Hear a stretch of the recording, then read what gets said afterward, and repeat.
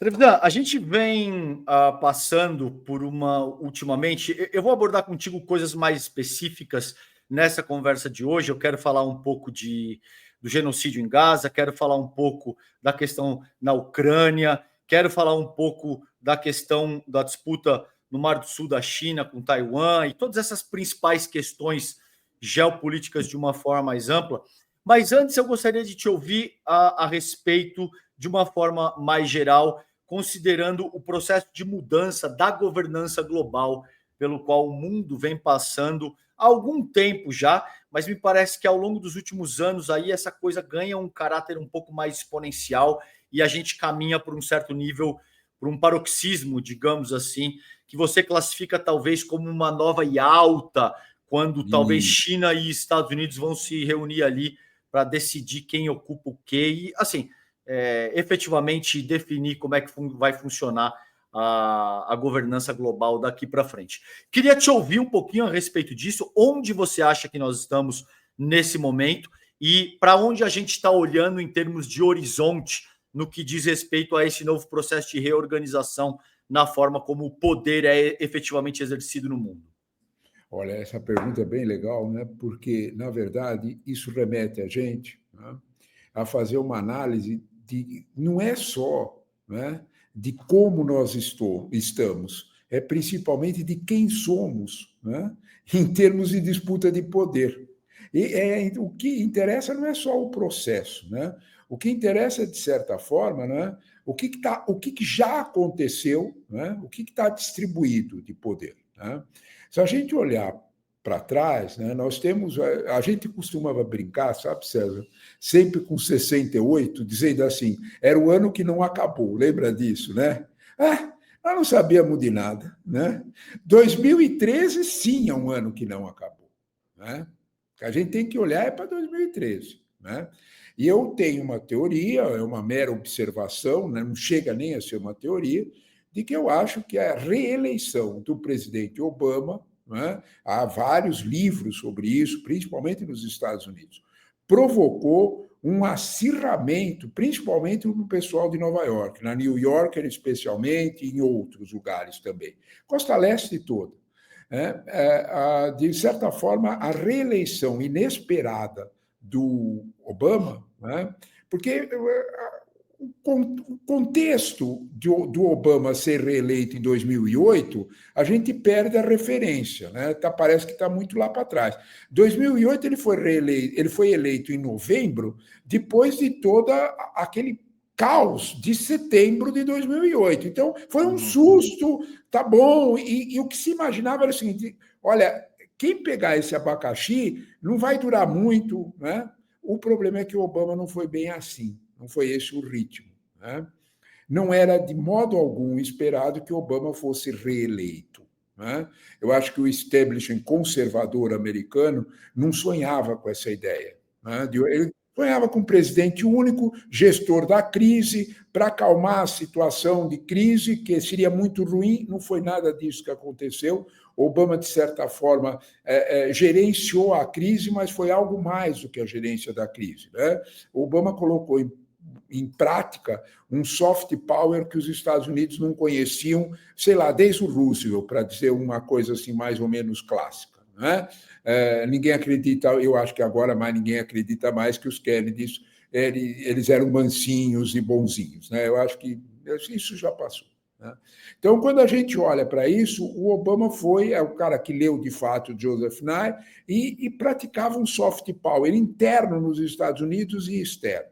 Né? Surpreendeu, havia uma irritabilidade com isso em setores bem conservadores dos Estados Unidos, e eu desconfio que, a partir daí, se desenvolveu um projeto, o nome que se quiser dar, né, de recompor a direita, que não era mais aquela direita tradicional. Né? Era recompor uma direita diferente. Né? Uma direita que tinha cunhos, primeiro de tudo, até mesmo religiosos. Né? Ele tinha cunho calcado essencialmente nos costumes e tinha um projeto de poder com uma ferramenta bem específica, que eram as mídias sociais. né? A gente precisa entender que o presidente Obama foi o primeiro que ganhou a eleição com mídia social. Só que era um presidente, vamos dizer assim, com bons propósitos, né? Não fica... a lição do Obama foi aproveitada exatamente pelo outro lado, pelo lado que era inimigo dele, né? E perceberam exatamente o poder das mídias sociais. Entre 2008 e 2012, há um enorme avanço nas mídias sociais, basta a gente acompanhar que empresas nascem nesse período e como elas se desenvolvem e tudo mais, né? A partir daí, nós temos um ensaio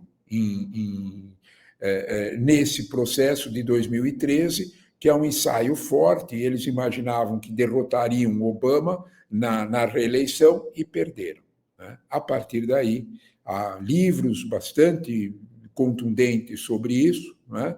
Mostrando com dados de jornalistas do New York Times, jornalistas do Washington Post. Quem tiver interesse nisso pode procurar, que vai achar vários, não é um só, né? E mostrando que há uma reação brutal nesse aspecto. E, vamos dizer desta forma, não é? Pessoas com alto poder aquisitivo, quando eu digo alto poder aquisitivo, quer dizer o seguinte, é como está descrito nesses livros. Naquela mesa, para tomar decisões, sentavam pessoas com, no mínimo, 2 dígitos em bilhão de dólares de fortuna pessoal. Menos que isso, não sentava na mesa. Isso o que, televisão? Deve ter, porque bilionários no mundo, acho que acima de $1 bilhão, deve ter algo entre 2.500, 3.000 pessoas no máximo, né? Mas é provável um pouco mais que isso, mas é por aí, né? Só que 2 dígitos é o quê, cara? Você está falando aí de centenas de pessoas? No máximo, no mínimo 10 bi em dólar de fortuna pessoal, né? E quantas pessoas ou famílias você, mais ou menos, eu, seriam? eu estimo que o teu número está bem próximo disso, entre 2.000 e 3.000. Né? Tá. O problema é o poder de fogo. Né? Para você ter uma ideia do que isso aconteceu, no início de 2013, em um mês, eles compraram, esses grupos compraram, por exemplo, 1.600 rádios, como rádios do interior dos Estados Unidos em várias áreas, de uma hora para outra. Né?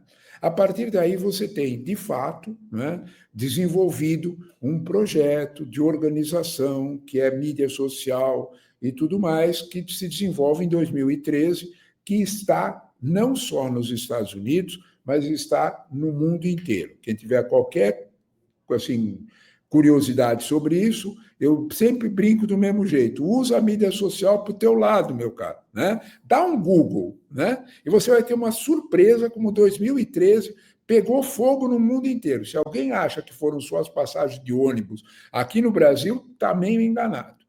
Né? E pensa a Ucrânia, por exemplo, você vai entender um monte de coisas se você olhar o que aconteceu na Ucrânia em 2013. Né? Então, aí isso é o projeto. Essa foi, vamos dizer desta forma, uma operacionalidade do projeto enquanto construção.